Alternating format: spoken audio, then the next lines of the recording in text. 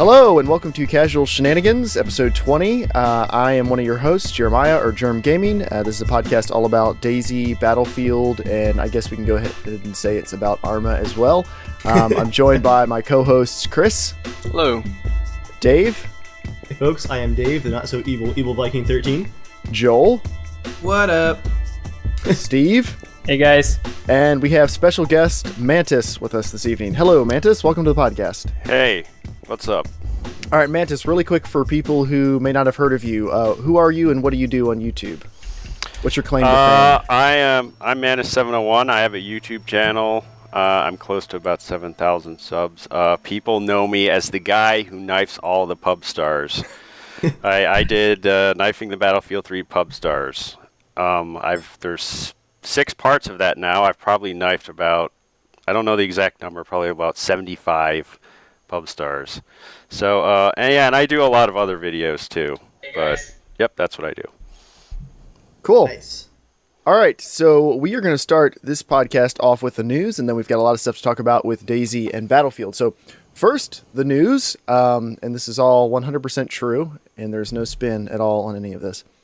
AMD has quietly dropped the price of its 7990 GPU to $700. The 7990 is effectively two 7970s in Crossfire. This card is now easily the best bang for quite a few of your bucks. Easily besting the GTX Titan in most benchmarks and the GTX 690 in some, the 7990 is now only 70% of the price. This is likely a move by AMD to take some momentum out of the GTX 700 series launch, and considering that many retailers are still selling the 7990 with the 8-game Never Settle Reloaded game bundle, this is a crazy good deal for people who are also in the market for gold-plated computer mice and mink-covered desk chairs. It's still an incredibly expensive card, but if you were planning on getting a 780 and you don't mind getting a monster of a card that's kind of loud and makes a lot of heat, the 7990 will absolutely destroy anything else anywhere close to that price range. So they're probably just clearing out inventory to make room for the 8000 or I guess the 9000 series cards, but 8 billion series. So you guys remember Cyber Power PCs, the Power Mega 3 desktop that I talked about a couple podcasts ago? Just to clarify, that is the actual name. Like you're not kidding around. That's the actual name. Cyber Power PC Power Mega 3. So they've now debuted a new laptop called the Zeus Hercules. What? Which is ignoring the fact that the Greeks referred to Hercules as Heracles. It was actually the Romans who called him Hercules, but they weren't real big on Zeus, so those names don't even really work together.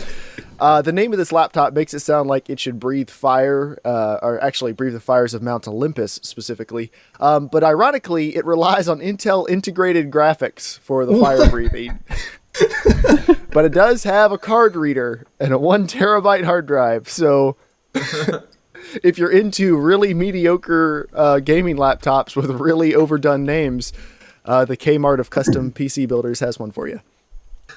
Yay. There's a new Humble Bundle out. It's quite impressive. The Origin Humble Bundle offers gamers Dead Space 3, Burnout Paradise, Crysis 2 Maximum Edition, as of today, Red Alert 3 Uprising, Mirror's Edge, Medal of Honor, and the Sims 3 starter pack, if you pay more than the average, also gets you Battlefield 3. And all of the proceeds are going to charity.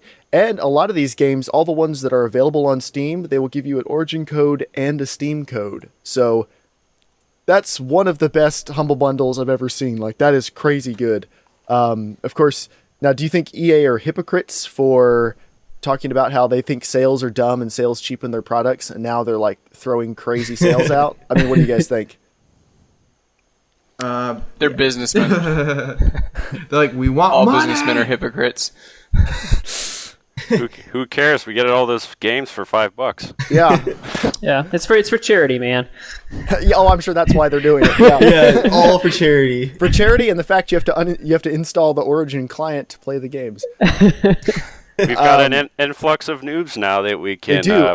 So many noobs. Battlefield was awesome. I think it was like 2 nights ago. We were going to play a match because Dave was almost to level 100, so we were going to try to get him over the hump. Did you get it yet? Yeah, Yeah, well, he's I got it 100. within like 10 minutes. Yeah, Oh. There's so many noobs to kill. But yeah, we got into a match and we were just steamrolling, like absolutely plowing through people. And we happened to look and it's like, oh, a bunch of level 2s, 3s, and 4s. I kind of felt bad. It was crazy. Like, normally when I hop back in after not having played in a while, my KDR is, about 1 maybe, and like it was, 16 kills to 4 deaths or something. Yeah, but to all the people who are just joining Battlefield 3, it's a fun game. You'll love it. Welcome. Sorry that everyone's murdering you right now. That's just kind of how it's done. Don't give up. We promise it'll get better. Either it gets better or it stops working on your computer. But That's true. It was great for the first game. That is a The second EA game, it promise. stopped. wait, look, quick show of hands here. How many people have installed Battlefield 3 and never had a single problem with it running on their computer? Anybody? I've had problems with Punk Buster, but not really BF3 itself. Oh, really? Oh, wow. Most of us, I can't even play in-game maps. Like, it doesn't matter if I reinstall or verify the game files, nothing. My It just won't gosh. work.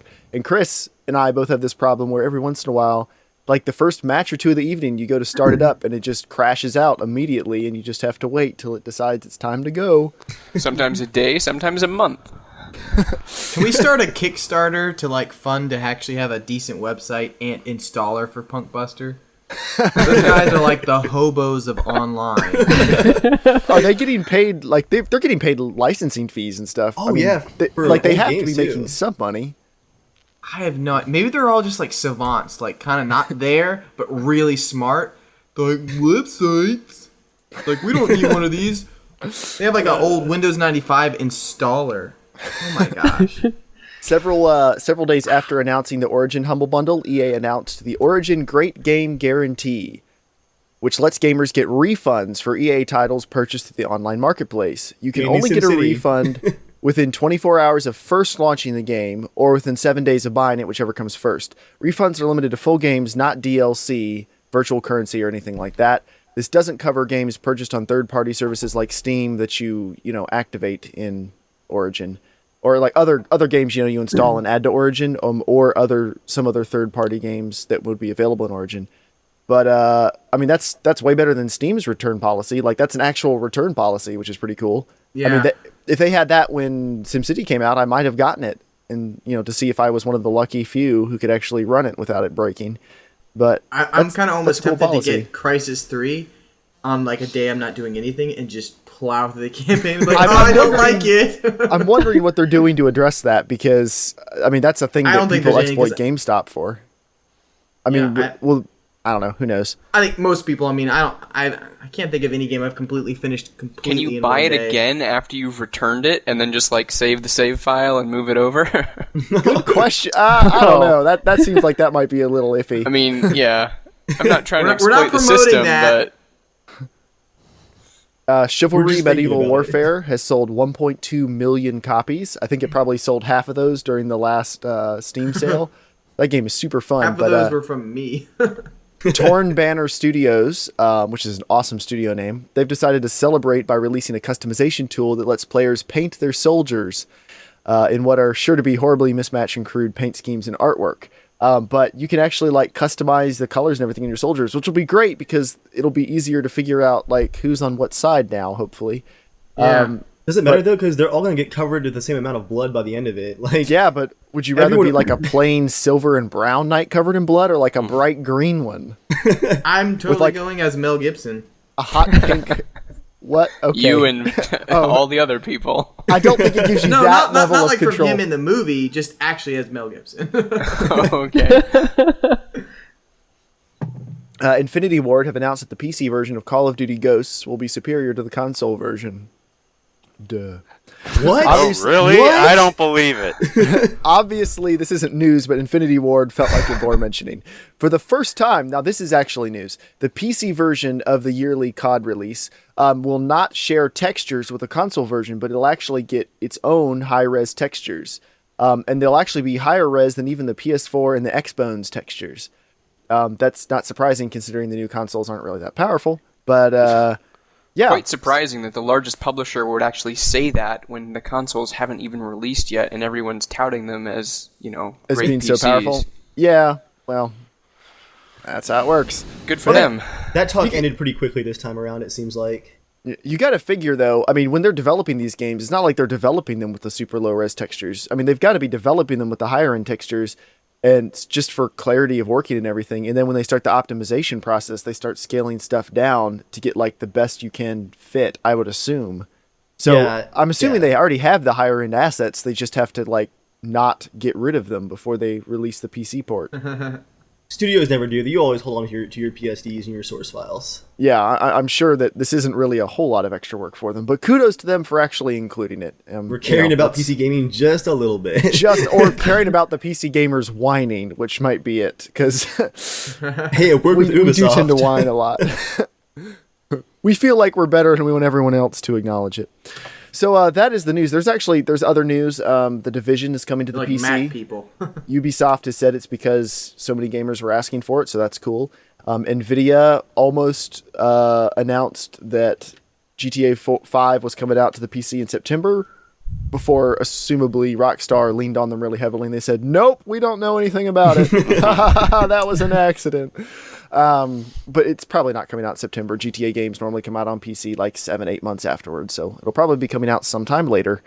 But yeah, that is all the major news except for DayZ and Battlefield. So as always for DayZ news, we go to the only person on the podcast who actually follows it. Dave, what has happened recently with DayZ besides it releasing? What? Why was I not told? Oh, besides it not releasing. I'm sorry. Yeah, I can see how that would have been misleading, the way I said that. Just Jeremiah, like Rocket saying, we have a release date. Okay, anyway. a bunch of just kidding. people just had a minor panic attack. You're a terrible person. All right, so it is Gamescom week, and everybody is there, including Bohemia. And I actually kind of feel bad for the Arma 3 guys because obviously Arma 3 is already out in beta right now. Everyone's been playing it for months. It's great, but Arma 3 is there at Bohemia's Gamescom booth, but no one's playing Arma 3. There's like a massive horde lining up to play DayZ, though. It's the first time that DayZ has actually been playable with the multiplayer setup. It is on LAN, but it is actually with like the central hive and all, and people actually in the same game together. Killing is disabled, however. What? Where's So, the fun in How that? is it DayZ? So essentially, it's a loot simulator demo, which I would totally play that. I'm just saying. Well, that is what you play most of the time. Loot sim, yeah. The difference between that and what you normally do is that you don't have the option to kill. Well, that would make it funner to just run around and loot knowing that no one could kill you. Yeah, I think the only reason that they actually disabled the killing was because everyone spawns at the same town. It's like a demo town area. I think it's Starry Sobor, actually. And they just figured that with the loot cranked up for people to be able to find things easier, and with everyone spawning in the same town, it would just be DayZ Call of Duty. So I guess it kind of makes sense. It's kind of hard to demo a game like DayZ that requires hours of gameplay when you have like 8 minutes in front of a computer and it's inside of like a loud, convention center. Do we have any hints as to what type of computers DayZ is running on at Gamescom? No one's been able to get a straight answer about the computers. They are obviously high end, but everyone's been saying that the build they're running seems to be very, very stable at like 60 FPS and with all the settings cranked. So that's exciting. On LAN. On LAN, yes, that is on LAN. But the computers are actually built over a giant column that goes down 50 feet to a maximum NASA computer, and it's just barely holding 60. You can almost check VSync. It's very exciting. You can look at the box, but you can't click it. So what other DayZ news? All right, there's no ETA on the alpha, despite Jeremiah's little jump in the gun there. I'm actually very happy that Dina stopped talking about release dates. That's not a good idea. I have a great quote here from him from a Reddit comment where when he was asked about the date, he just basically said, and I'm just going to quote here, "The worst thing we could do would be to release too early. Flat out, that's the stupidest thing we could do. The alpha launch is going to be riddled with bugs, but the one thing I don't want it to be riddled with is terrible multiplayer. After all, it's a multiplayer game." So instead of being stuck on a release date, they're going to make sure that the core gameplay is actually there and functional, no matter what other bugs there might be. And once it's actually fun, then they'll decide, okay, it's time to release the alpha. Mm-hmm. Yeah, I do applaud him for making it all the way through. It appears to be pretty much all the way through Gamescom without ever hinting at a release date or release window. So it looks like he's learned. Or like Bohemia's PR people have been coaching him behind closed doors or something. But he hasn't made any promises or anything that could sound like a promise. So that's good. He's getting better. I'm still calling holiday season. Yeah, how many times have I called it now, Dave? Because it was supposed to come out earlier this summer, wasn't it? Or almost before summer, wasn't it? The first review was going to be in late May? June. What? Late June was the first review. Like, Yeah. it wasn't... And Rocket said that wasn't supposed to be like, hey, this is when it's coming out. It's like, this is when we're going to look if it's ready to come out. But everyone immediately said, release date! He said a date! But yeah, like, late summer was the original target date. They're Just to trying remember to some... What? No, go What? ahead. No, I was let's hear your skepticism, Joel. Just go ahead and just get it out there. It's taking so much time because they're trying to crunch it down to be able to fit on the Game Boy Advance. And it's a lot of work, guys. That was a really lame joke. You should have just It was. Dave. I didn't laugh. I didn't laugh at all. I just wanted you to know. I was actually kind of excited because that's actually the last console that I bought. Just to remember some quick new features. One thing that I was excited to hear that they've added from playing Last of Us on Joel's borrowed PS3 is now when you find ammunition, you don't find magazines full of ammo. You find a box with just random rounds in it. It could be like 3 rounds, it could be a full box of 20 rounds, but you take the little cardboard box of ammo off the loot pile. You actually have to go into your inventory, unload the box of ammo, and if you don't have a magazine for your rifle, you can't use the ammo at all. Like, You can't single load it?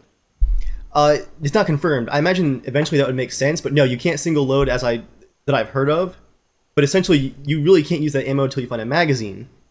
So to like prep for an expedition, you're gonna have to plan it out, like get some mags together, top off all your mags, and if you get into a big firefight where you're just wasting ammo, that gun's gonna go dry. You're gonna have to like hide, pull out your backpack, and like load magazines as quickly as possible, which sounds amazing. I love that because it's someone who actually shoots guns. It'll have that nice, realistic feeling of everyone sitting around for 5 minutes going. And they've said there's going to be animations and sounds for single loading the rounds into the magazine. So I'm just imagining like you get into a firefight, the gunfire stops, and like you hear someone run away, and you hear like the chink, chink, and they're like loading the mag, and you're just like, it's time. Well, they have it so when you get like 20 rounds in the AR mag, you can barely get any more in, and you like hurt your fingers, and when it's cold outside, you get scabs and cuts on them, and you don't really want to do it anymore. Or if is you're all weak that like built in? Dave and cry the whole time as you're building them. Ow! Ow! I use a speed loader for convenience. Don't you judge me. hey, Skinner, Dave was telling me because I was watching the videos today as well. I actually watched the video before him. I'm just gonna say that. I watched it last night at like midnight. What is the video you're going on about? There was like a DayZ long ones. video that it was posted last night. Anyways, Dave was talking about the loading mechanic, and I was like, "Oh, this is gonna be pretty cool." And I Video was like, about no, what, Joel? What was there a video about? all the You new just- updates of DayZ. what he was Okay, just all talking right, about. cool. Yeah. Our current What we were topic just of talking conversation. And I told Dave, I was like, I don't know if I'm excited for myself to have this feature, but not for Dave, because Chris and Dave are going to be in the bushes for an hour loading every magazine. Like, I got to get 60 mags ready, guys. And we're going to be like, just get in the freaking car. We're going to drive this. You know it's going to be like, I was like, I'm going to leave you behind so many times, because he's going to do one shot. He's going to shoot one time and be like, oh, I got to reload. And then, bonk, bonk. Okay, it's topped off, guys. I could see that so much happening. loot, I'm man. not denying any of that. Yeah, I'm not that would gonna deny happen. it. Hopefully Just we get to couple- see a lot of people in their inventory, like, just scroll like this for hours, and we can just come up and knife them. Or just knock him out. Like I want to handcuff someone while they're trying to load their magazine. Just like sneak up behind him and like zip tie him. Or you Then can like take the ammo. handcuff somebody and then sit in front of them and pull out your bullets and slowly load a magazine. Put one in, shoot him in the knee, be like, I'll be right back. I got to go find more bullets. Come back, load a few more in. Pull out your magazine, get on direct chat, and just be like, "Don't worry, this one's for you." Throw one at them, be like, next one's coming a little bit faster. As I was watching the video last night, I told my wife, I was like, oh man, I can't wait to like find a syringe and like, here, I'll give you some extra blood. Wrong blood. Wrong blood, Ted. Yeah. Speaking All right. of Anyway, throwing things, moving on. I'm just going to run down a quick list here of a couple of minor things that have gotten confirmed. You mentioned throwing bullets, Jeremiah. That's actually a thing now where you can go to your inventory and move just about any object into your hands. And right now it's kind of glitchy, like things are kind of floating, but like whenever you eat a can of beans or do whatever, like load a magazine, you actually have to have it in your hands, which is like an extra time thing. And there'll be animations for basically everything important that you do, just to add more realism and make it so it's easier to get killed. Whoa, what was that? Oh, sorry, it's my phone. Still, my ears are bleeding. You can no longer just eat a can of beans with your bare teeth. You have to have a can opener or a knife or something to get them open. You can't just gnaw at it out of desperation. So I'm sure Joel will probably starve to death with a can of beans in his inventory. Do you know if you can? Let's say you have 5 cans of beans or 3 or 2. Yeah. Can you put them in the little inventory slot, like on the little, whatever you call it, the bottom menu, right? Quick bar. The quick bar. Can you put like 3 cans of beans? So let's say you just hit the number 6 and then start eating a can of beans. Let's say you eat through that one. Will it go to the next can of beans, or you have to keep reloading it? Because I can see that being kind of just annoying. Question. I have no idea. It's a really specific. I don't think he said an interview about bean mechanics. It's a really specific question, Joel. Speaking of beans, alpha testers at Gamescom have confirmed that now you actually eat like elements of the food. You don't just consume an entire like 4-serving can of beans in one go, unless you literally are starving to death. And the remaining beans are kept in your inventory, and they even have a different model for the can where like you pop the lid, like you eat some and it like goes down in the can. Well, I only said that because I was playing that the game 7 Ways to Die that just came out. Yeah. And you have to have your mag of ammo in the slots on the quick bar, so they take up space. And I thought it was kind of interesting because I was trying to think of for DayZ, like let's say you have 15 mags. If it's in your backpack, like, can you just hit reload and they'll just pop into your gun? You know, like, will you just grab them from your backpack, or do you need to, or can you put like, will one mag take up one slot, or could you put 8 into one slot and it just says the number 8 on it? You know, this is what I've heard so far from people who have actually played it. Is if you have a loaded mag and it's actually in your inventory, not in your backpack. Like your backpack, it's one of those you have to stop and like look into it kind of things. But if you have a mag with ammo in it in your inventory, you can just hit reload. But if all your mags are empty and like your ammo's in your backpack, if you hit reload, nothing, like it won't do anything. It's just worthless. No ammo for you. What else we got here? We got stupid amounts of customization. That M4 that they've actually been working on customizing. You can strip everything off of it, including the handguards and the stock, taking it down to just the bare barrel and the buffer tube, which sounds incredibly painful. So if you want to lose some skin off your character while playing DayZ, go ahead and pop off some AR rounds with your lack of handguards there, and melt your hand to your rifle. Really become one with your loot, if you will. The world has had like a ton more details to it. Testers have noticed new models of destroyed buildings. You can actually open up car trunks now and search cars. Yay, loot. There's actually new vegetation textures for grass, trees, all kinds of destroyed stuff. Basically, the world is really feeling more 2013 and not 2006. Cool. But yeah, that's the summary of the awesomeness of DayZ at Gamescom. All right, the bigger news then, and the reason we've had Mantis on to talk about tons of other things apparently besides Battlefield. Yeah. Today on Mantis Learns About DayZ. Do you play DayZ at all? No, I do not. Okay, I did used to play. I did used to play Wasteland for a bit. That was fun. Oh, nice. Yeah, Wasteland is pretty awesome. Well, but Wasteland's either awesome or you're on a server that's running at like 13 frames per second and there are like Humvees parachuting out of the sky. It's kind of a mixed bag. But it was awesome till everyone found out about it. That's my hipster statement for the evening. That was incredibly hipster. Oh my gosh. I found out about it at the same time everyone else. I mean, like the first week or two were really good and then it started going downhill.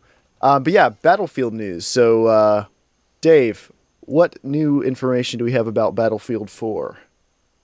The beta comes out in early October with early access for people who have pre-ordered or who foolishly bought Medal of Honor last year like I did. Or who have Battlefield 3 Premium, right? Is it Premium, Mantis? Do you know? Premium 2 get early access? Medal of Honor people get it. Premium members get it. Okay. And I feel like there was something else, but I forget. I think it's pre-orders too. Get it early. Yeah, I mean, I would hope it. premium members get it. Like they told us there are going to be tons of perks for being a BF3 Prime premium I wanna member. get You got If your you look wallpapers. Be happy. If you look in your Origin, I never it should looked be at there. any of those. the Battlefield 4 beta should already be there. Yeah, it's not active. Oh, but hey. it's there in Origin. I'm yeah. looking right I now. hadn't even noticed that. Cool. There you go. Dave just cried Yeah. a tear. Single tear of joy. They also announced Battlefield Premium, and despite you guys' protest, it is once again $60 on top of the base game. Did you already get it? I have not actually. I'm going to wait till after launch to buy it, I think. Really? It's- Why are you going to wait it's- till after lunch? There's no reason to pre-order that I've seen. At least not premium. Like the new I content. actually didn't know it was $60, not $50. Oh yeah, I heard it was 60. Let me check actually. So what do you guys think about that? Like, to me, I feel like if they're offering like a all-in-one pack that gives you all the DLC packs and stuff, I don't feel like the extra things they're offering are worth enough. Like, it feels like that ought to come at a discount. Normally, season passes. That's a lot of money for like DLC map, like $60. I Yeah, feel like if they 30 made it, bucks like, is maybe good 30 bucks. What I was thinking that would there be is like quite a a nice few sweet maps, spot. but still, that's just $60 for just maps. No, To the it's not person just who maps. plays Battlefield all the time, though, they may consider that worth the value. But for us who, may not be quite as into it, who want to play it for, the first month or two after it comes out, and then it's going to drop off to take, for DayZ or for Grand Theft Auto or whatever it is. I, Yeah, uh, not well, quite I mean, as. I If liked they're- it for BF3 because it saved me $10. Because Yep. if you buy them all separately, it's more expensive. And I play a lot of Battlefield. And if you add up all the maps and the guns that you get and all the other features, The I game think modes, it's worth the too. money. And the game modes, yeah. Yep. Yeah, but I mean, It's- you only save $10 because it was already so expensive in the first place. So That's I mean, true. if it was $30, then it would you'd be saving $20. Putting it Yeah, on but if price, you- I was actually if you- I was actually wrong on the price. It is only $50. Only. If you Okay. if you think about it, if you go back to like Battlefield 2 with Special Forces and the 2 booster packs, if you add it all together, it's probably not that drastically different in price. It probably isn't. It just, I don't know. It feels like a lot. Like it feels like a lot to pay up front. You know. It is a lot to pay up front. Yeah. I'd almost rather take if they did the individual segments. Can you just buy just the individual parts? Yeah. You can, yeah. You can buy the individual DLC packs, which is something I'm I considering. might do that, yeah, because there was 'Cause- some that I just never played. Like Armored Kill was cool, but I played it and I was pretty much I never done played because Armored Kill. then I could go once. back Oh, maybe to maybe once. like I could play pretty much all the stuff I liked about that. I could play on the other big maps. I really liked Close Quarters. I liked Aftermath. In game, I haven't really gotten to play that much of because of my game breaking. But you know, I could have been happy just buying like 2 or 3 DLC packs and then just doing that. But I don't know. They say they're going to offer more with premium this time around. Now, Menace, We'll see about that. you're Yeah, we'll see. Menace, you're a pretty big Battlefield guy, right? Like, what was your first Battlefield game? I played 1942, but it wasn't very extensive because I didn't have fast internet until 2006. I was in the same boat. So- Yeah. I played 1942 at LAN parties, but it was only with a really small number of people, so I didn't get the full experience. And then Battlefield 2 came along, and my life changed forever. That came out in 2005 before I had fast internet, like I said. So every single weekend I was like, are we going to have a LAN party? Are we going to have a LAN party? Because my friend's house had fast internet, and I would just spend ridiculous numbers of hours there. I probably put like 1,500 hours into BF2. Nice. Oh my Wow. gosh. How about And the rest I of you even guys? played it. I played in Cal and TWL competitively as well. Really? nice. Wow, that's amazing. Yeah, How'd you guys do? Amateur, like not like it is now, all crazy and shit. But I was on a mediocre team, but yeah, I did play a couple seasons in Cal Maine, and I did some ladders in TWL. That's how big I was into BF2, and I did play Bad Company 2 for like 400 hours, like a year, and I'm probably around. I don't know if I've hit 600 yet in BF3, but BF2 was still my all-time favorite out of all of them. That's probably true for most people. I didn't really play it much online. I mostly played it on LAN, but I don't know. It just had the magic. It was before games were trying to be so big and realistic and whatever. It was Mainstream. still well, it still felt like it was okay to have kind of weird mechanics and stuff because it wasn't, you The know, ragdolls were so bad. they weren't trying to blow everybody's minds with like the presentation of the game. It was just about really having fun. So Yeah, I mean, there that was was my perception of it. they still had awful hitboxes and a lot of bugs, but the Oh, the gameplay was hitboxes just were far enough. terrible. The hit hitboxes- gameplay, Yeah. they're Those hitboxes were some of the worst I've ever. they were Ever awful. used. I still had dial-up in like 2006 and 2007 when I was trying to play BF2.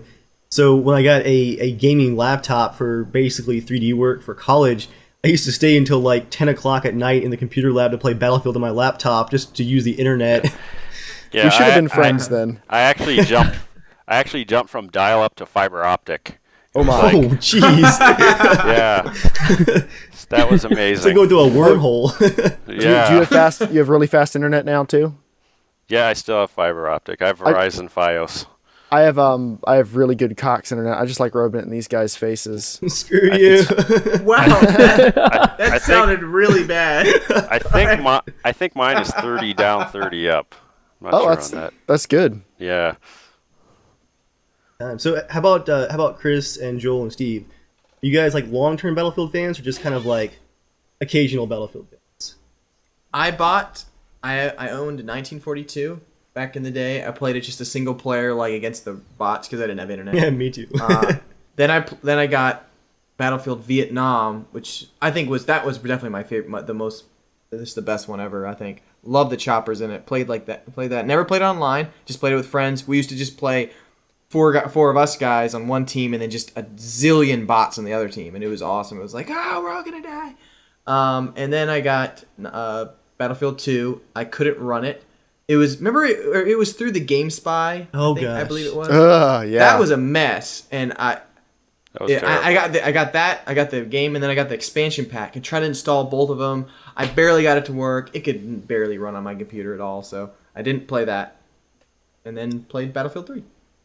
I got into the series with 2, but like thinking back about all the multiplayer experiences, I mean, I think that's definitely been the highlight of my gaming career.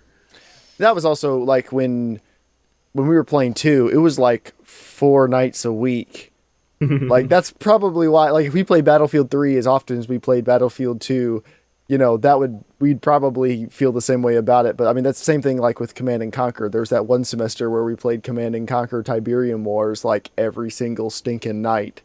So that Battlefield 2 was definitely a college thing. I kind of wonder how much I'd play Battlefield 3 if it came out when I was still in college. Good point. Yeah, when we had more free time. Yeah. How about you, Steve? I played Battlefield 2 once or twice, I think, but really Battlefield 3 has been my experience with that game. So, and I didn't have internet until last year. So any multiplayer experiences I've enjoyed were over LAN with my brothers and my dad, or Nice. within the last year. So Don't worry, Steve. The future welcomes you. I know, right? So it sounds like a lot of you Not guys. all futures welcoming. What new stuff have they announced for Battlefield 4? What are they showing off? I can't stop looking Water! at the dynamic water. Like seriously, I keep saying this is gonna be one of those things in like 3 years where it'll be like dynamic lights were in 2007. Every game's gonna have it in 3 years, but for right now, dynamic water is it's mind blowing. It's a gameplay changer if you ask me. Yeah, it looked like, what was that map? Your bullets will Paracel. never be the same. What was the Paracel map? Paracel Storm. Yeah. Paracel Storm. So were those really dynamic waves people were Yes. crashing around on? Yes, and there's dynamic weather also. That looks really crazy. Have you Yeah, watched any of the live oh. stream yet, Jeremiah? I haven't. I need to link you. It's quite impressive. There's some boat chases, including one in the main trailer, where there's like one attack boat chasing the other, and during the chase, like the storm is moving in and the wind's picking up, causing the actual waves, which are synced between all 64 players. Like each player sees the same waves. The waves start getting bigger, and the patrol boats are like going through the waves, chasing each other. Like a ski-doo like jumps over them during the chase. It's just very easy to make Battlefield moments with it's that. definitely impressive. I was not expecting the whole dynamic water. You were definitely lucky on that one, Dave. Yeah, it's awesome. It's weird because I called that for E3. I'm like, I bet you they're finally going to upgrade the water in Battlefield. It's like the water's always just been a flat plane. But do the fishes swim away? No, the characters, the players swim away. So As the real. boats are coming through. I think the two biggest things for me, I think right now, sorry, I guess three. The biggest things is definitely confirmed today, man, as death screen or whatever, kill screen. It's amazing. I love that it doesn't have the stupid arm flop up and everything. I hate that screen so much. It just pisses me off every time you die. It just like makes it feel worse every time you die. Screens So like really, really that's personal. what you're looking That's forward a to. huge Like thing that's for the me, big yeah. feature. You're like, the death screen isn't stupid. It is because I mean, like I like playing Halo and stuff, and like when you die, it's like you get to control the camera to rotate it around the killer, whatever, or it's nothing, and you just get to spawn right again. But this is like it's just such a long wait. It's always the same flop because it's like you don't get to see how you die. It's just boring. You know, to I me. do remember back when the beta came out for Battlefield 3, everyone thought that like hand animation was just like a placeholder. Like, oh, I can't wait to see like the final death animations in the final game, and they were all the hand flopping over every single time forever. Like, did you just die in a jet? Don't worry, you're gonna hit the ground and then flop over. I like that. I like the feature that the cars and the vehicles don't lag as much when you're driving close. Oh. I don't know. I forget what they call it, but you know, whatever. Just when they hit, it feels less buggy and glitchy. It was really and- glitchy in Battlefield 3. Vehicle collisions are like horrific. It's just horrific in Battlefield 3. I really hope that the cars don't stick as much to the ground as they did in 3. Well, They're gravity is They're not still really there. Yeah, no, I know that. I know that, but I just think I think the vehicles don't drive as fun. The tanks drive well, but the Jeeps still feel weird. The to Jeeps me. aren't fast enough, and they are. No, yeah, I they're agree. they're pretty fast, but you'll No, hit a they're bump not and you fast feel enough. like you're gonna. They're not. Sorry. I'm thinking like fast enough where they like I don't know. They just feel weird driving around. They like feel too tight to the ground, even though you're like flying. I think that the traction is too high on the Jeeps. It is. It feels Yeah. like Joel said. It's very hard to get off the ground, no matter like how crazily you're driving. Like you're doing 90 miles an hour, turning a curve, and the car is just like completely straight, stuck to the pavement as you're turning the curve. Like okay, Or you can make like really fast, tight turns on dirt in a Jeep, which doesn't really make any sense. But yeah, that's kind of a minor thing. So this Levolution thing, do you guys really think Levolution is gonna, like they showed you dropping chains, dropping like in malls, they've got that chained gate that goes over stores. They showed them like dropping that to keep people out and putting up parking barriers and shooting a circuit box to turn lights out. Like, do you think that it's really going to be dynamic, or is it just a bunch of triggers that everyone's going to learn really quickly and exploit as soon as matches begin? I I'm think gonna a say lot on of the the latter. success of BF4 hinges on Levolution and how innovative it really is. I think it might, depending on the impact of it, it might influence a lot of multiplayer games in the future, I think. If it's I mean, good, I could see it doing yeah. that. It I could be like the mean, loadout system in Modern Warfare. the if you original. saw the one trailer, there's a map with the dam that you can blow up, and it floods the city, and you can drive boats in between the buildings. Yeah, And the only I thing am- with that though is I feel like that map is always just going to be on water, like all the time. As soon as it starts, it's Well, The only thing I kind of wish with Levolution, I like the shooting out the lights in some parts, but The I night think vision? the big events, but I think the big events are going to be kind of annoying after a while because it's going to happen really quickly. at the start of That's the my map worry. all Is the that time. people are just going to learn how to trigger everything and then just do it immediately. So like within 2 minutes, that big skyscraper will be falling in that one map, and all the lights will be out. And it'll be kind of like close quarters, where like within 5 minutes the levels were just destroyed. Like all of the destroyable stuff was completely leveled. The one thing I was ahead. gonna say, if any of you guys ever played Gears of War 2, the multiplayer map had a Levolution. is that type a of thing. console game? And it had a great multiplayer map, but there's one where it's almost, I don't know, it's basically the map starts like kind of high, but there's a little low area, and then you come back up again. But anyways, snow would come out of nowhere, and you don't know when it's gonna happen, and it would fill the whole map up, and the whole game changes, so you have to be in different areas. I like that because you had no idea when it was gonna happen. Where I kind of feel that some of that, like the flooding, should be more on that, where you don't know when it's gonna happen, so it actually.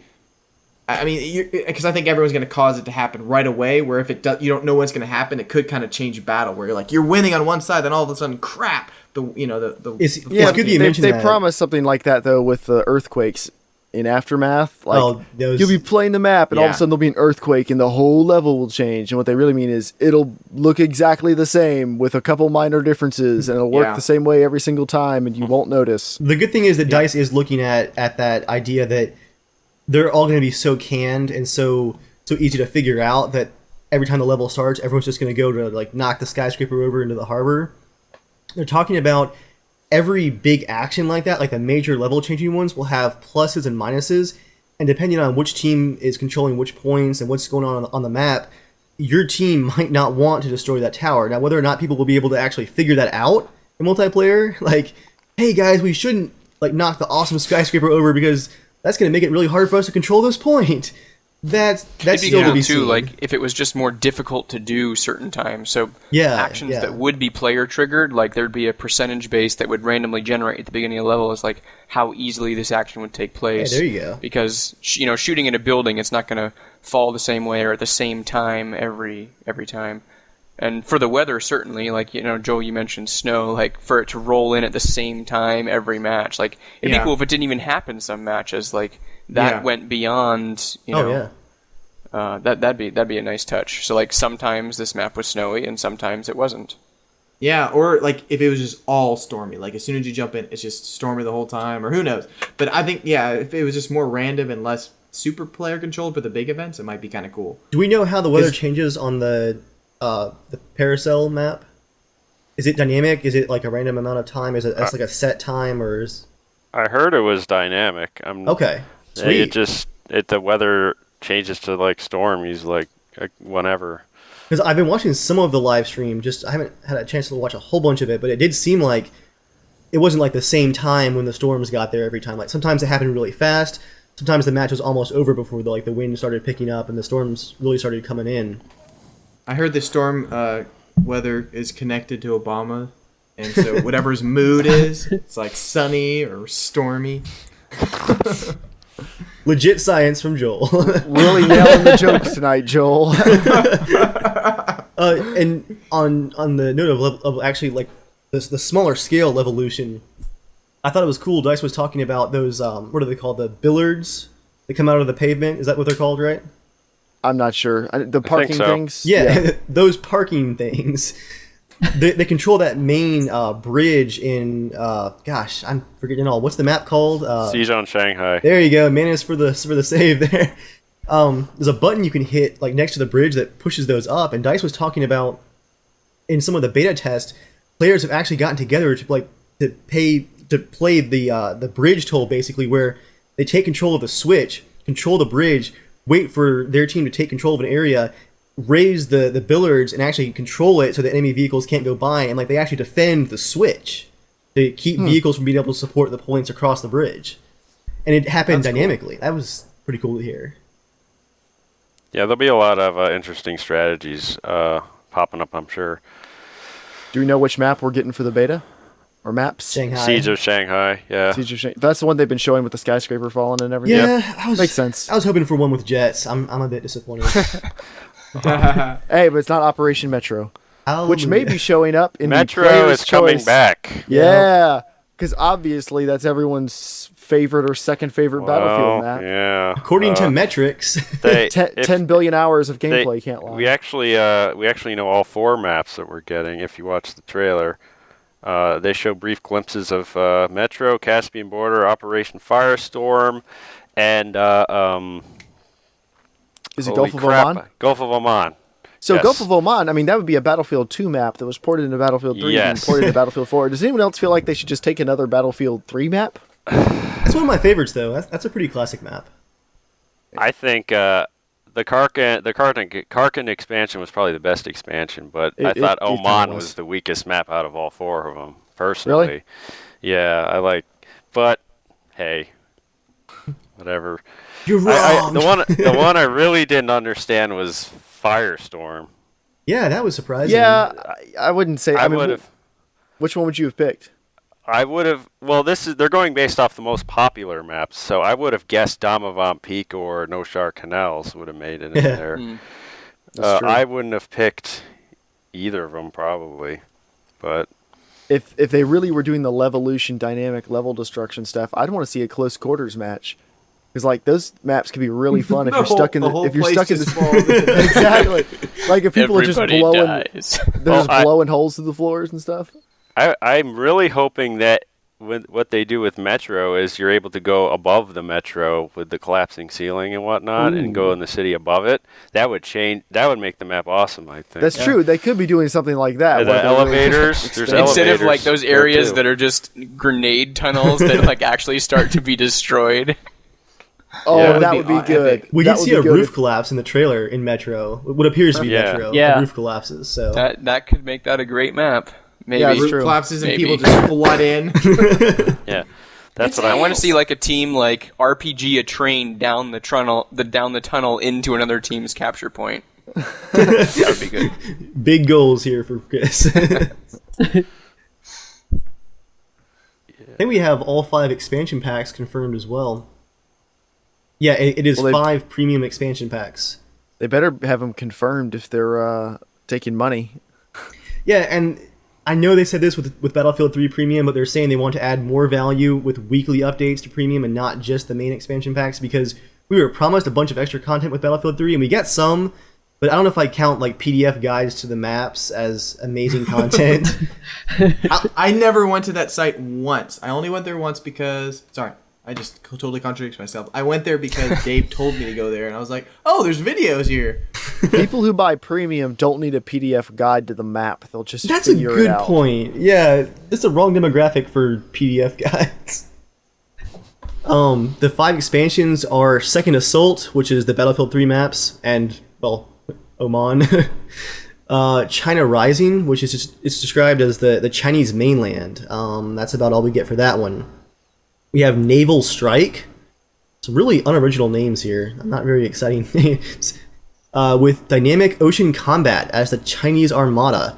I hope we get some bigger naval stuff in the base game, but maybe we'll get it in that, if not. I really hope there's a map like Iron Gator.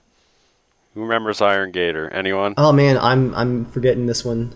It's from the Battlefield 2 Special Forces expansion. It took place on an aircraft carrier. Oh yeah, I've I've heard played of the that aircraft one. carrier map. I don't remember the name, but I've played the map. Yes, that's the map. I really hope that something like that makes a return, because that would be awesome.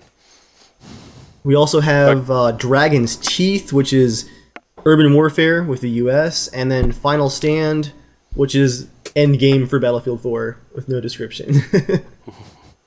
My guess is we're not going to see submarine stuff until one of the DLCs. Think so? Yeah, I think we'll see boats and stuff, but not submarines. Because you know that's going to be a huge deal for people to be like, oh, I'll buy it because that's submarines, so... Yeah. All the boring simulator is what that's called. Yeah, I don't know if submarine combat's going to be that exciting. Dun dun dun dun dun dun. Turn Final KDR 2-1. above the water. There's just like jets and helicopters flying around and jet skis jumping over things below the water. It's like, we'll be at the shore in 8 minutes. Unless, imagine this, guys, you get to shoot off a nuke. Like, if your team is, like, really close or gets a certain amount of score, what if you could shoot a nuke out of it? That'd be awesome. You just wait the whole game to shoot your nuke. I don't think the maps are big enough for a nuke to take out the team without killing everybody. Unless know, the maps are getting bigger. They haven't really is talked next about the gen. maps getting bigger, have they? I don't think so. Which is weird Yeah, because they haven't for, mentioned size, I don't think. for Battlefield 3, there was a lot of talk about, like, we're bringing back the big maps, unlike Bad Company 2, and sure there were some pretty big ones, but there were also some really tiny ones. Well, the big ones were certainly... I mean, Armored Kill could have been way smaller. It felt like, on that one, they were really like, hey... Or wait, was it Armored Kill? Is it... No, that was the name of the expansion. No, What was the name of that? Armor Kill. Oh, sorry, you mean like the base game? No, that map. He means the one big desert tank map. Bandara Not the Desert. Desert? Well, Bandar Desert was big. I meant the one, what was it called? It was green. It was grassy. Armored Shield. Armored Shield. Yeah, Armored Shield. It felt like they designed the points and then were like, and then we'll put 5 acres of open grassland in between, just so it's a big map. I mean, there felt like there was a lot of lazy map design. Same thing with Kind the of what giant... happens in the world from time to time, though. There's big It fields. does, but it felt like they were making the maps. They were making the maps bigger, not with good content, just like stretching the content they had out. But that's not the best example. The other maps in that game, in the expansion pack, were really, really detailed, like everywhere. I'd love to see Bandar a Desert, huge wasn't it? city. Like a big, big city, just full. That Like just what- takes a what- while to get from each side, that's more infantry-based. That would be sweet. A large version of one of the Aftermath cities might be cool. Yeah. Aftermath had some All those great city combined. maps. Yeah. There's the premium content, and there's lots of live streaming going on. You guys should check that out. It's pretty awesome. Well, why are we doing this? Let's just do that. And now we cut to the live stream. Bye, guys. So, Mantis, we've Yes. heard a little bit about your Battlefield career. What else? What other games do you like? Oh boy. How else do you spend your time? Well, I work full time, and then I come home, and it's mostly Battlefield, but occasionally I'll play other things. I used to game a lot more when I was younger, but not so much now. That can probably be said of all of us. Yeah. I'll occasionally play like Trouble in Terrorist Town. I don't know if any of you guys have tried that. It's pretty funny. I've never tried it. I've heard a lot about it. I see videos of people having a lot of fun. And I play Counter-Strike Global Offensive. I just beat Tomb Raider not too long ago, which was an awesome game. It is. That's a really good game. I used to play Minecraft, but I haven't played that in a while. I used to play EVE Online for like 2 or 3 years, but I haven't played that in a couple of years. That was a huge... That takes the most time out of everything. That's what I hear is when you play EVE, you don't play anything else. Yeah, it's an entire lifestyle, pretty much. You don't play real life either. You just play Eve. Like it's replacing. And I've played Chivalry. I've played, Battlefield is just the game I play the most. Everything else is pretty much secondary. Mm-hmm.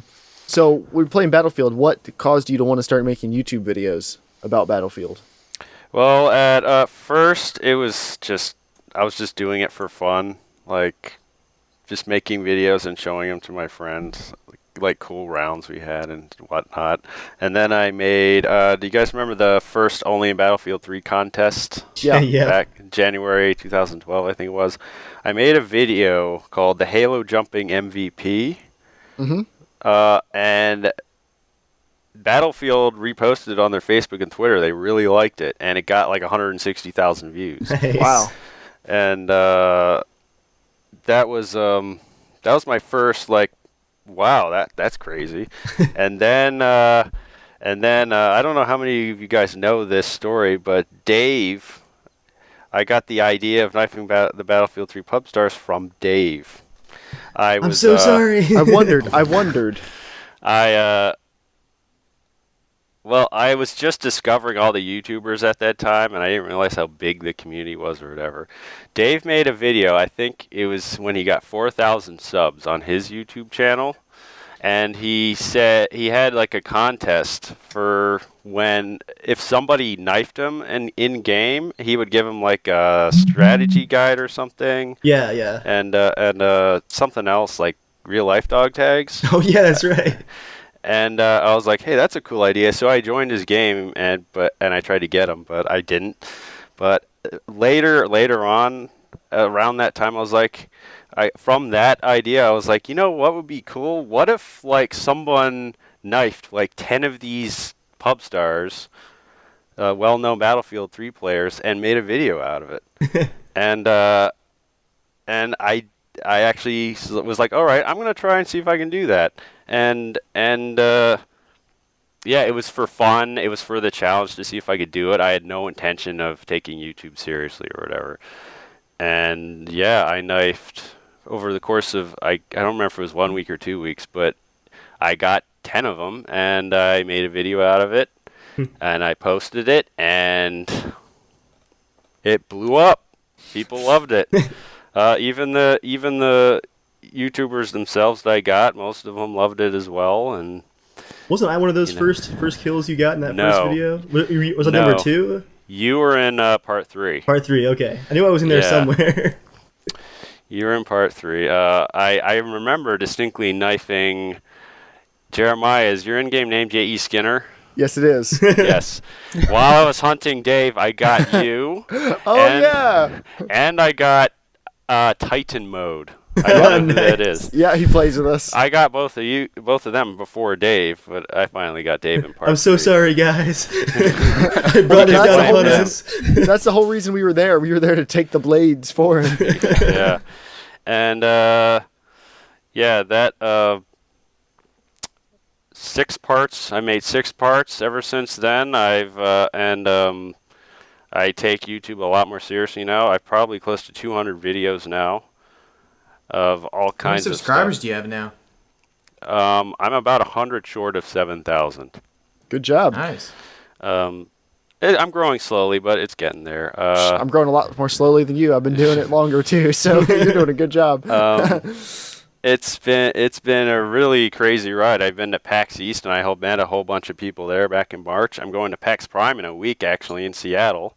Wow. And I'm gonna meet Dasgro again, and in the works there. Nice. And You should tell Destro hi from us. He's actually been on our podcast before. Was it the first episode? Second episode. Back in Oh, yeah. December, he was on here, actually. when I went to PAX East in March, I met him there as well. I Nice. shared a hotel room with him, and I also met Epona and Fake Thriller and Snoof 603 of Shoosty Bang were there, and Jimmy the Snake was there.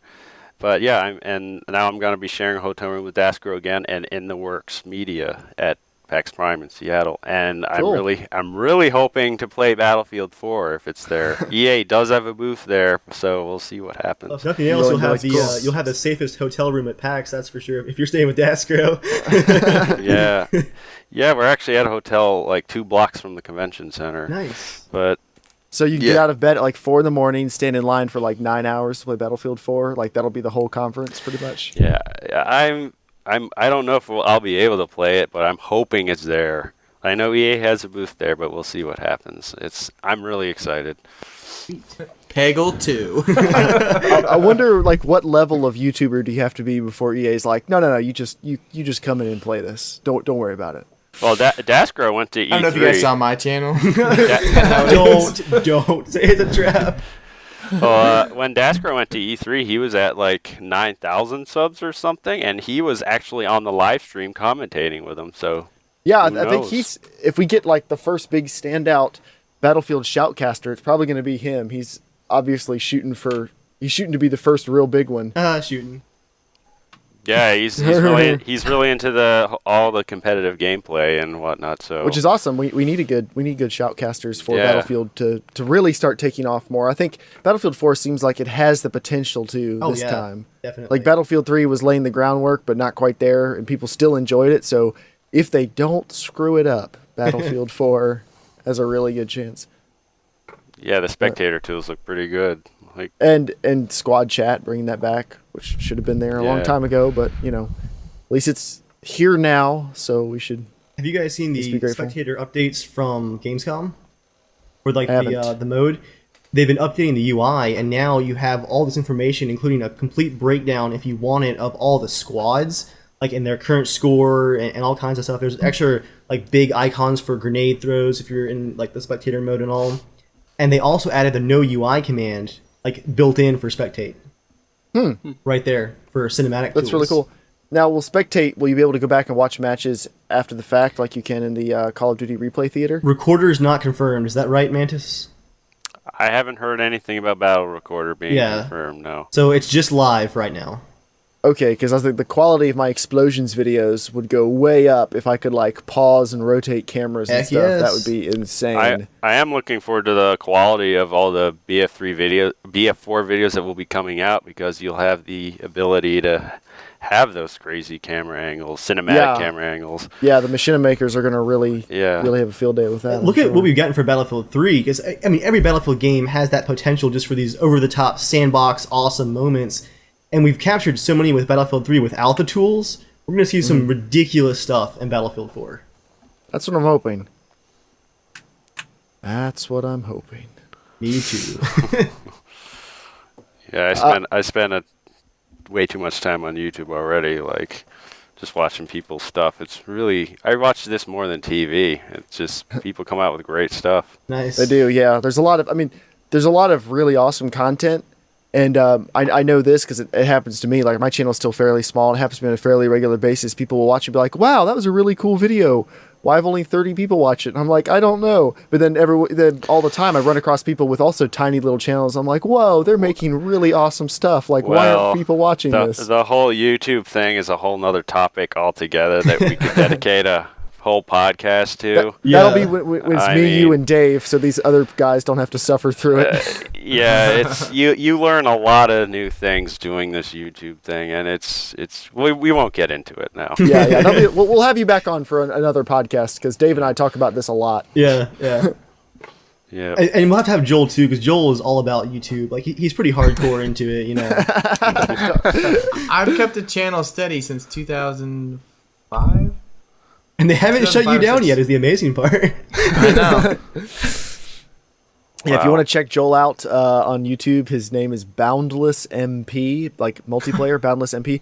So speaking of Joel, we have a part of the podcast we like to call 90 Seconds with Joel, where we let Joel talk about basically whatever he wants for almost always longer than 90 seconds. So Joel, take it away. I've actually got 2 short little quizzes for you guys today. All right, I love learning. See how much you guys are PC nerds. So I got an old PC quiz, just question, and then I got a newer one. So I'll just start with the first one, all right? This is about video cards, since you guys are always talking about numbers and crap and everything. So I'm gonna tell you, I'm gonna kind of read a little bit of list real quick, but I'm not gonna tell you how many megabytes this video card has, and I'm curious to know if you guys might know, or if anyone. So this is a Radeon ATI Rage 3D. It's the first one. It has 32 megabyte bit memory bus, and let's see, it was made in 1995, and it had a max memory of just only how many megabytes? I'm gonna guess 512 kilobytes. Wait, ATI was around in '95? I did not Yeah. know that. Wow. ATI Rage. No, I'm It gonna had- guess. it had I'm gonna very guess slow 4 EDO RAM. megabytes. I'm gonna guess 4 megabytes. Okay, well- I would guess lower than that. I would say 1 or 2. I'm gonna guess 2. It was 2 megabytes. I remember we And got only- our first video. It was like an 8 megabyte, and I was like, "Oh my goodness, this is the That's future." crazy. Need for Speed didn't look any different. And the second question is, this is for nowadays stuff. Which graphics API feature is new to DirectX 11? And the 4 out of the 4, and you gotta choose which one it is. Out of 4, it's Wait. could it be- Wait. Before you give the choices, can I just answer the question? He's a 3D artist, Joel. What were you expecting? Of Can I course answer he the question? knows. Don't let me guess. We'll Let see if rest you're of us correct at the guess. end. So there's geometry shaders, there's texture compression, Well, these are just dynamic buzzwords. shader linkage, These are or buzzwords. HLSL. Does anyone know what it is? Oh, actually, that was not what I was expecting. Dave was going to guess tessellation. I was gonna What'd you- guess tessellation. I was gonna say tessellation as well. Yeah. Wait, I thought What's I the thought you list meant again? What was that Oh, last just the acronym? base Which release graphics of DirectX 11? API feature is new to DirectX 11? Geometry shaders, texture compression, dynamic shader linkage, or HLSL? Shader linkage. That sounds good. It is I dynamic honestly- shader linkage. Okay. I don't know. But tessellation was new. That's not from the list though. So I mean, this is just Well, I don't just care from about the that list. The first list one. is wrong. Wasn't that started with DirectX 10? No, No? no. No. Are you sure? I'm not sure. pretty sure. I almost Speaking want to of say it was in 10. Engines. Well, Dave, you look it up. I'll talk about engines for a second. CryEngine have dropped the number on the end of the engine name. It's now, instead of CryEngine 4, the new version is just CryEngine, and they have shinier puddles now. Forget the puddles. You see what they're actually involved with though? It's a fully dynamic weather system. Actually, it looks even more powerful than You've unleashed the Battlefield's. beast. Shut up, Bill. You sent me this video earlier. I don't want to hear it. Oh yeah, that's right. Yeah, the puddles though, the way that they actually dry up, like from the edges in, it looks really, really real. It's pretty amazing. And more exciting for me because I do development in CryEngine. They've removed the freaking login feature to protect their engine. Like the free version, the free SDK, had a password login system, and at one point during an actual work project, their login servers went down for like 2 days. I couldn't even open anything on my local machine because of it. That's not good. That was not good at all. Yeah, So they've removed it. yeah, it's going to be removed, and there's a new, I forget the exact term for it, but a new texture-based lighting shader that looks amazing. So, exciting things are coming, and it's still free, and you guys should all download it and watch your computers burn like I do. So before we turn it in for the night, I did have a couple more questions for Mantis about Battlefield that I forgot about. Okay. So what are you've been, of course, following Battlefield 4 a lot. What are you most excited? Like, what do you think is going to be the biggest thing with Battlefield 4, the biggest change or improvement that's really going to matter out of all the things they've been talking? You think it's really going to be it? Yeah, I think that's the game changer right there. That and the 10 knives. There's 10 of them? Yes, there's 10. Oh wow! I have the list in front of me right now. If you want to hear it, sure. There's a shank, machete, Bowie knife, carbon fiber, improvised, scout, survival, trench, bayonet, and ACB 90. Wow. I'm sorry, Joel. Joel, you're a dead man. I'm coming for your tags. I'm never gonna lock any of this crap. Yeah. So Dave, watch your back. Ah, dang it. I just want you to know that I'm starting completely over again, and I'm gonna get everyone from the start. All right, you guys hear that? And I need my Secret Service for Battlefield 4 for the launch. You all have to pre-order now because I need help out there. Yeah, I guess so. I guess we'll have to hop in there. Yep. So I'm gonna have a lot of fun with that.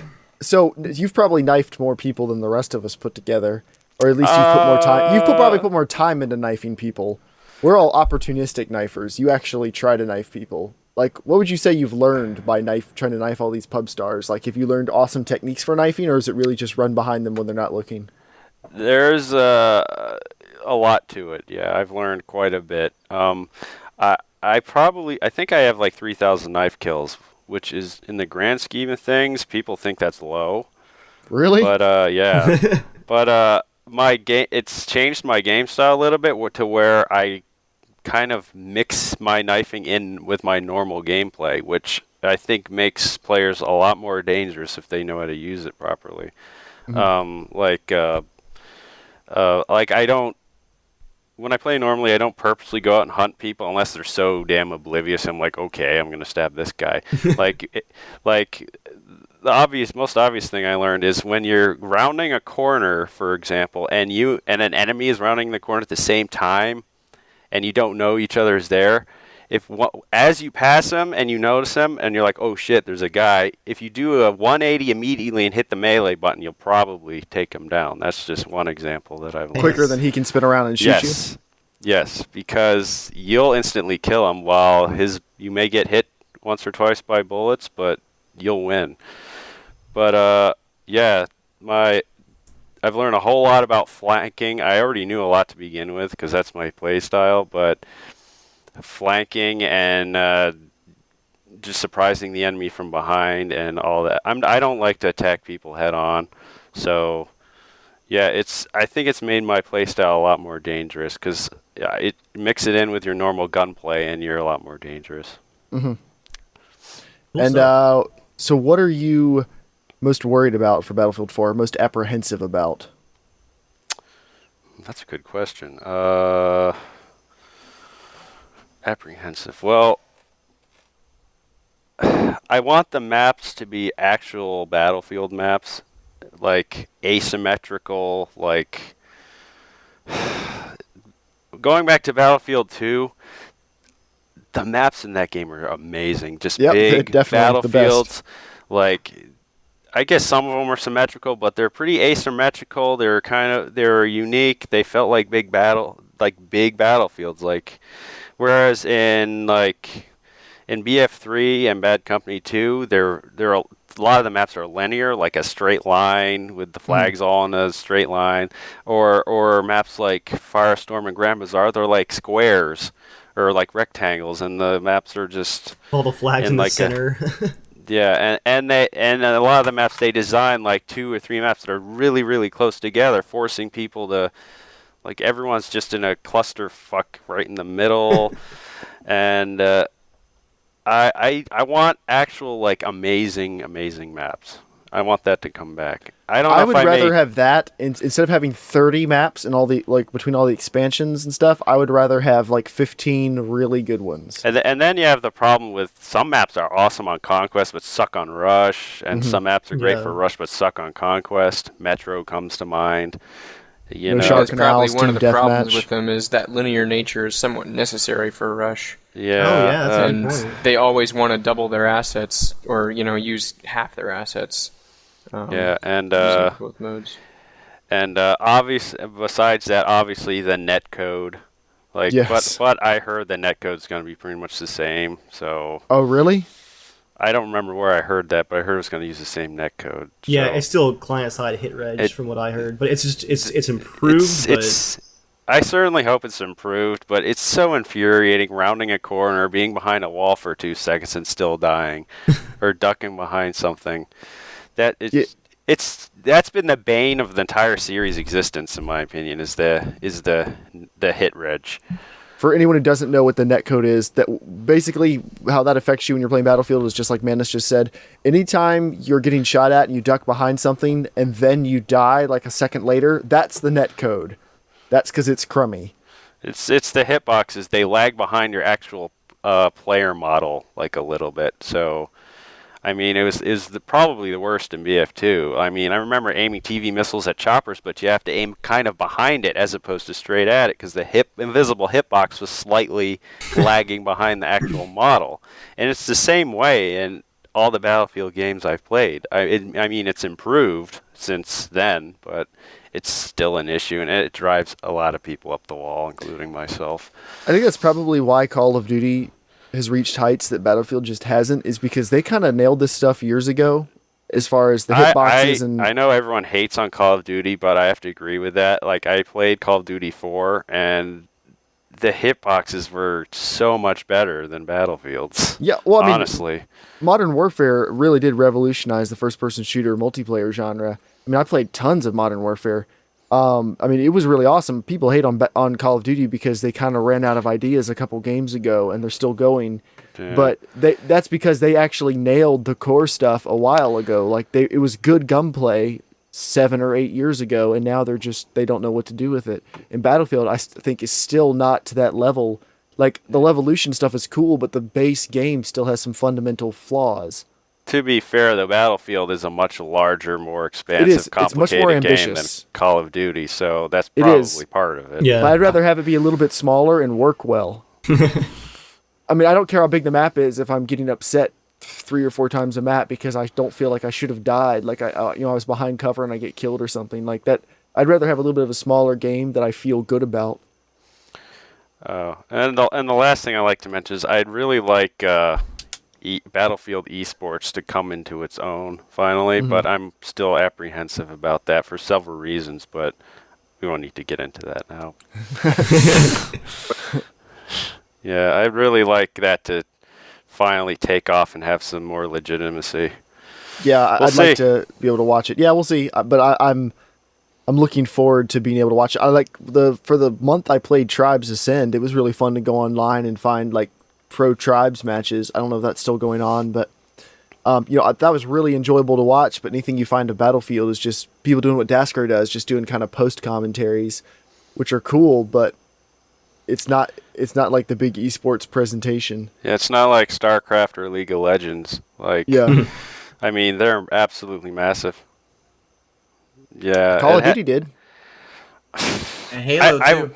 I wouldn't go that far. I mean, I don't know. It's just I don't think an FPS has really hasn't become huge. That quite for sure. big yet, as far as esports go. I mean, there's been close ones like Counter-Strike maybe, but I would say Counter-Strike is. I mean, it's. I just don't think Battlefield will ever become that because all the mechanics won't be working at optimal 100%. Where Counter-Strike is just so minimal, it really is down to complete skill. You know, it's so minimal of a game, and that's why Call of Duty is kind of close as well. But Battlefield, there's so much. There's just too many things, and if you talk with like really pro level people, they'll say like, oh yeah, it's a great game, but they also say because this thing doesn't work and you have this and this overpowers this, it's not a super leveled game for that kind of sport. Yeah, the problem is they can't design it for the pro players, which are a very small percentage, and the massive audience. I mean, they can't do that. You really have to design a game that makes people start working into consistent teams, which I think would build that esport mentality. If people regularly played together, just really making that clan system even more intuitive and making the squad system intuitive. because you're not going to follow one person necessarily into a kind of Battlefield experience. It's kind of antithetical to the way Battlefield works. But would you guys agree? Well, I mean, in Battlefield 2, you had that. Your squad leaders would actually lead the squad.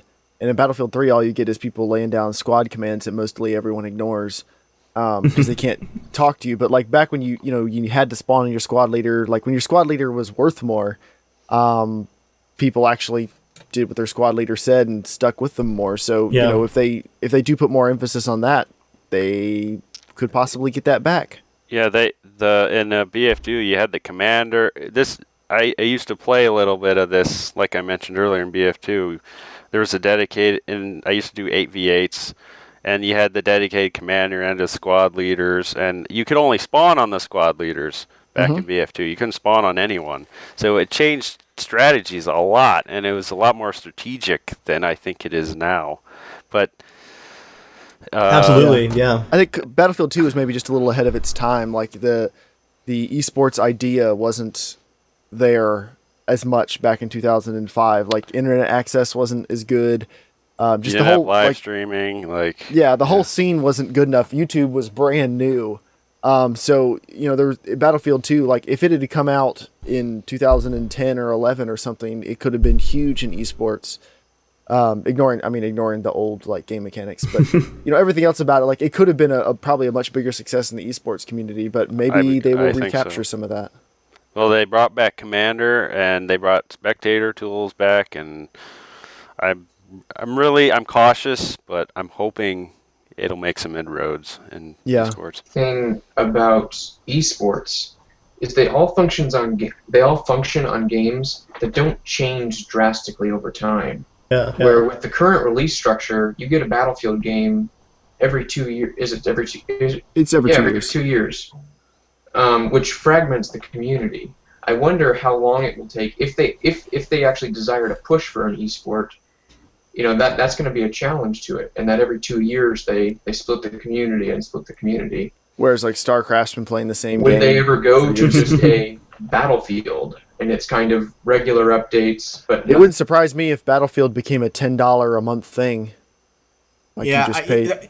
I was actually thinking of that because the Elder Scrolls Online just came out with a subscription. I was thinking it's going to be a subscription game, which is so dumb. No. I think it's going to be free to play within a year. I know, but I was like, Dave would subscribe for Battlefield. He would be a subscriber. It's probably the only game I would subscribe to. Well, that and DayZ. If there's a bit, yeah. I would subscribe to DayZ. Yeah. But instead of premium, what if in like a couple games it's just Battlefield, like Chris said, and you pay $10 a month? Works out to about the same amount per year as if you bought premium. It's not super cheap, but you just pay $10 a month or $5 a month or whatever, and they just release expansions and updates, and it becomes a service. It's kind of like EVE Online. EVE Online has been 10 years now. It's been going for 10 years, and it's still it's just the game, and they release two expansions a year and nonstop updates and patches, and it's a subscription-based service, and it's been going for 10 years now. That would be cool they're too, definitely because the minority though. Yeah, that's no one else. I don't know who else does that, but it would be interesting to see Battlefield do an approach like that, but I'm not sure that it will happen. That would open the door for, instead of having like Battlefield 4 is going to be probably another 2-year game with another 14 months of expansion packs after launch. Instead of that, maybe you could get like a Battlefield Modern Warfare with say 10 maps, and then a 6-map 1942 or 43 again, and then like a future version. It could like mix it up a bit more versus just this big hulking product that has to be supported for longer. Maybe. We're kind of speculating. I'm also curious to see. I'm assuming EA is not going to try to revive Medal of Honor again for next year. No, I heard for their it's fall done. release. It's gone. Yeah, but maybe will we get Battlefront by next? I hope so. Next fall. Oh, my body It is probably ready. won't be out by next. It won't be Man, out next year. next My year's guess gonna is be it'll good. come out summer 2015. If Star Citizen comes out next year too, I don't know. Like I might not even care about this whole Battlefield thing anymore. Like it might just be Star Citizen and DayZ all the way. But yeah. Is that the space simulator kind of game? It's kind of hard to describe. Best way I can think to What describe was the it first is one called? It looked Freelancer. It was the guy who made Freelancer. Oh, sorry. I'm thinking of another game. Freelancer. But it looks like Eve, but fun. Like, that's kind of how they're pitching Star Citizen. Is it's like it's Eve if you don't like looking at it. Exactly. Well, yeah, Eve without like the 3-week learning curve. Like 3 week? Try years. I'm not kidding. I tried the trial of Eve. I played like 2 hours, and I knew by that time I was like, yeah, this isn't gonna happen. Well, that's the hardest game I've ever played, easily. How long was the learning curve for you? I played it for over 2 years, and I still... You can play it for years, literally, and you still won't learn everything. I mean, at what point did you start having fun? Like, how long did that take? Oh, it was a few months in. Oh my But gosh. that's the problem with it. It's very hardcore, and you have to put the time into it. Mm-hmm. I mean, Dave, don't wish DayZ to have that. I don't want to spend 2 months looting. well, all the skills were time based in Eve. I mean, Man. like real time. I read somewhere that if you trained every single skill in Eve up to max, it would take 75 years real time. Oh, that's just crap. You could learn so many languages and skills in real life in that time. Yeah, it feels like I love video games, but at that point, I feel like you're wasting your life, kind of. Yeah, it's Literally, you have literally wasted your life if you do that. it's insane, but I can't play that anymore. It just takes so much time. Yeah, we're all adults with full-time jobs. We understand that. Yep. Oh, but guys, things were just so much better when we were 17. I don't remember any problems or things that I didn't like about that age. I remember dial-up. That's all I remember. Screw that. I remember manual labor. That's what I remember. Oh gosh. I remember when LAN parties were fun. Nowadays, you can't really do it because you'd be like, all right, let's all play Battlefield. Oh, wait, we can't host a server and we can't connect to the same online connection. You This can is play boring. Arma on LAN. Yay! Well, guys, if you want to follow us online, you can follow Dave, Evil Viking 13 on YouTube or Evil Viking on Twitter. You can write into the show, Casual Shenanigan on Twitter or casualshenanigans@gmail.com if you want to be part of the show. Follow me, JERMgaming on YouTube and on Twitter. Don't follow Joel. And Mantis, how can people get a hold of you? My YouTube is Oddbox701. It's not Mantis701. It's Oddbox701. On Twitter, I am Mantis701.